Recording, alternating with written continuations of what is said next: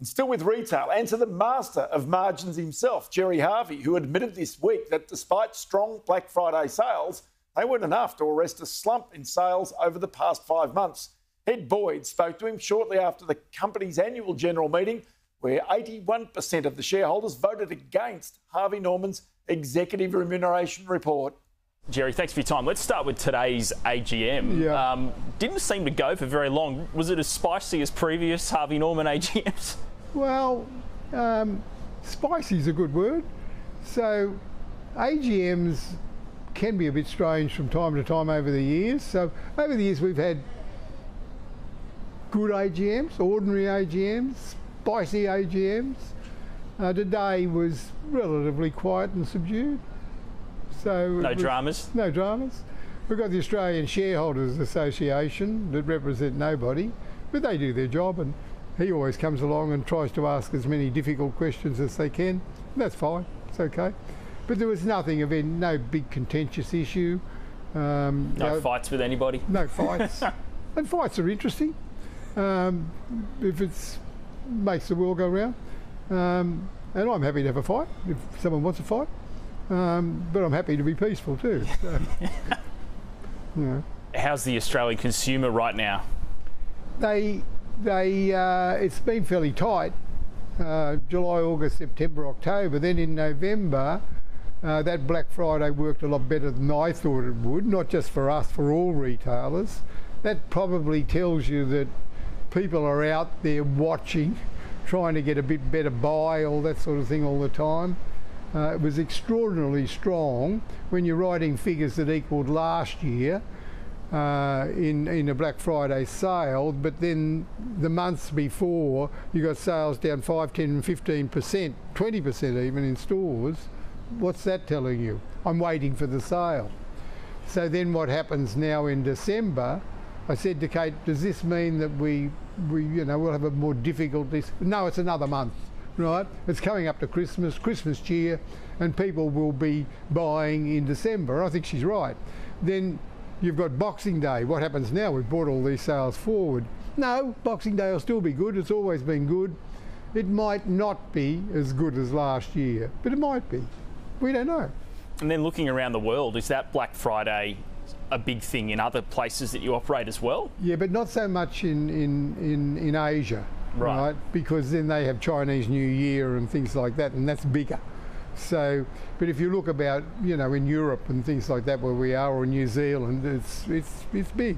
Yeah, I saw your Ireland, Singapore, Malaysia sales all seem to be pretty strong over this recent 6 months, really.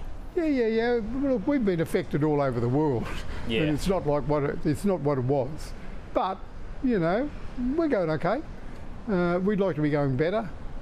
It's a bit disappointing now because, your sales are tight, your costs are gone up to buggery on just about everything you can think of, wages being the biggest problem. But as one guy said there, you pay people a lot more money, then they've got more money to buy off you, so that's the other side of it. So our business at the moment, it's tight, but it's okay. Well, inflation is still, are you still seeing that as a pretty big challenge? Well, my thought is that I'm trying to look at a year from now.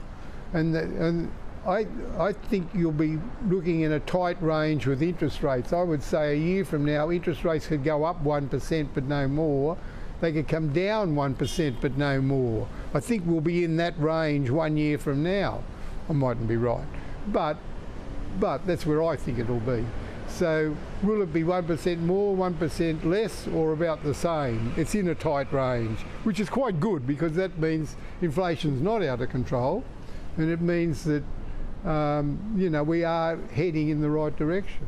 When the RBA lifts the cash rate, do you notice any impact in your stores? Yes, and whenever they do that, it lasts for a few days, right. And then it tends to get back to normal. It's like, I'll give you a little electric shock, right? And then 3 or 4 days later, I'm over it, right? So how confident are you feeling about the next 12 months then? The next 12 months are going to be quite difficult. I can't sit here and tell you it's going to be really buoyant and great. It's going to be quite difficult, but it'll be okay. Like we're a big retailer, and we've been around for a very long time. I've been doing this now for 61 or 2 years, and so I've been through all the ups and downs many times. So you just swim with the tide. The other thing the government's talked about is potential more cost of living relief to average Australians. Could that push up inflation even more and keep interest rates at this elevated level? That's what it does.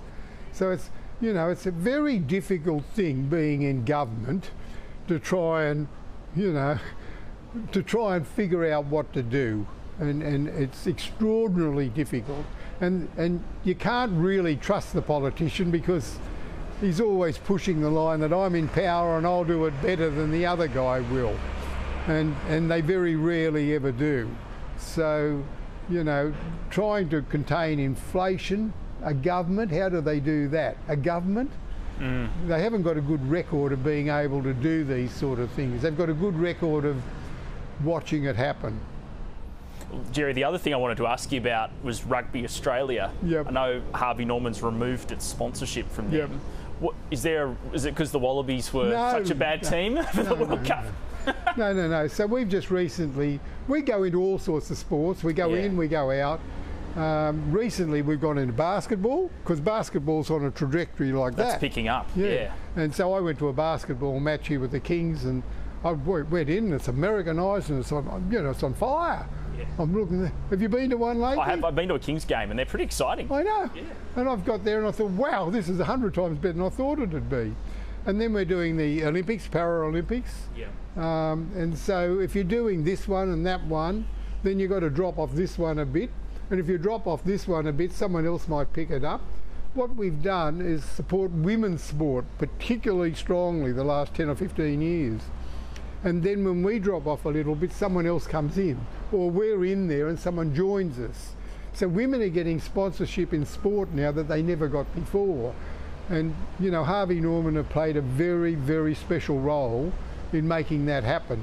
So from our point of view, we'll walk away and say, wow, we did that, others followed us in. It's a bit like newspaper advertising. Everyone dropped off and went digital. We went hard into newspapers. Now there's a whole heap of people coming back into newspapers. So sometimes you've just got to swim against the tide a little bit, do things that you think are right, and then others will say, they're keeping on doing it. Why are they doing that? I might try it too. And they do. So that happens with newspaper advertising, it happens with sponsorship, and you're actually setting the scene to what happens in the future.